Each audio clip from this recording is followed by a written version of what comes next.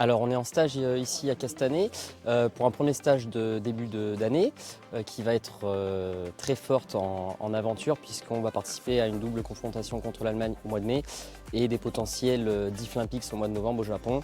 Donc c'est un premier stage de préparation pour le groupe. Ce sera la première compétition, on va dire, de très grande envergure. On a déjà participé à 2 championnats d'Europe, mais celle-ci est vraiment très importante puisque c'est considéré comme les Jeux Olympiques des sourds.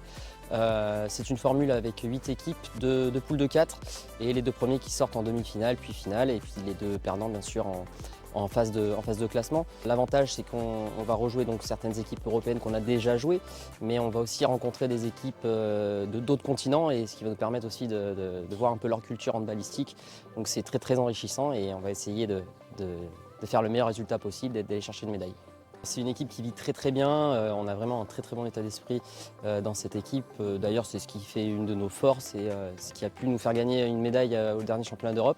Donc c'est vraiment une de nos grosses valeurs et puis voilà, on essaie d'accentuer là-dessus. Le staff s'entend très bien, donc on est vraiment dans une petite famille qui travaille et qui progresse au fur et à mesure. Ce que j'essaye de faire, c'est apporter mon expérience handballistique de mes années antérieures. Et c'est surtout aussi là d'aider vraiment le groupe à progresser sur des 2-3 petites bricoles. J'essaie de faire le lien entre les sourds et les malentendants. C'est vraiment le hand qui nous lie, donc c'est assez facile. Et tout le monde est malgré tout assez à l'écoute de tout ça et c'est intéressant. Comme moi je suis malentendant, en fait, ça me permet d'avoir le lien avec le staff qui n'est pas totalement... Enfin, ils ne sont pas sourds, il y en a qui signent. Mais voilà, et puis de faire le lien entre ceux qui sont malentendants dans l'équipe et le lien avec les sourds, où j'essaye d'apprendre aussi la langue des signes pour bien échanger avec eux.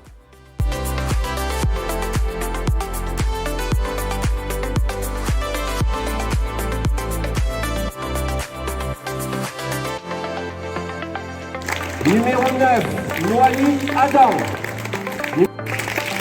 Numéro 1, Célier Corentin. Numéro 7, Vivé Erwan. Numéro...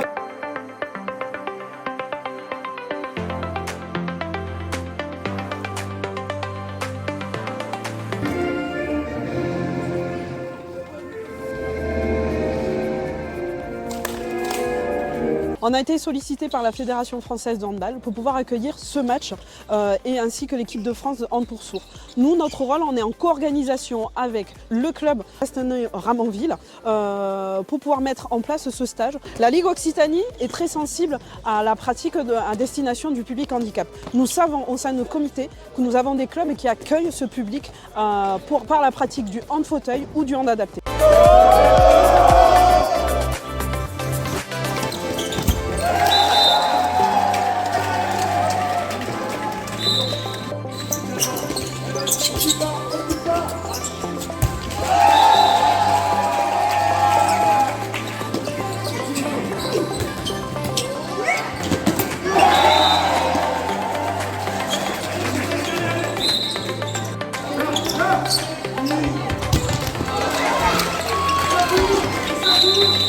Alors le rôle du club, du CRAB, dans l'accueil de l'équipe de France de handball, était surtout situé autour de s'assurer d'abord de la disponibilité des gymnases en fonction du planning de l'équipe de France de handball, mais aussi faire le lien, notamment le vendredi, avec le collège de Jean Jaurès et de André Malraux à Castanet et à Ramonville, pour faire venir des enfants, des classes de 3e, de 6e, mais aussi une classe bilingue qui parle le LSF pour certains, donc la langue des signes française, mais aussi des enfants sourds. Et ensuite, de l'intendance, assurer les courses, amener une table de massage, fournir du matériel technique et faire le lien aussi avec la fédération, la ligue, le comité. Au sein du club, nous avons une communauté importante de joueuses et joueurs dans différentes catégories. Et d'ailleurs, ce soir, il y a 3 joueurs de l'équipe de France handball masculine qui jouent au sein de notre club en équipe mixte avec des entendants. Mais c'est aussi sur la commune de Ramonville, il y a une grande communauté sourde. Et au-delà de la notion de sourd, qui est un handicap, Il y a aussi une volonté quelque part d'inclusion dans notre club, d'accueillir différents types de publics. Par exemple, pour nous, la question de la diversité homme-femme s'est jamais posée. On est un club avec une filière féminine et masculine. Et même quand on n'est pas arrivé à avoir une équipe entière, par exemple, on a fait une entente avec un autre club. Donc c'est vraiment cette notion d'inclusion, de diversité qui nous a motivés. Et après, il y a quand même le mot France. Et ça, c'est magnifique. En plus, ils ont la chance de jouer sur l'ancien sol de l'équipe de France de handball. Et ça, c'est une motivation, c'est la cerise sur le gâteau, mais émotionnellement, c'est beau. Voilà, c'est une grande fierté.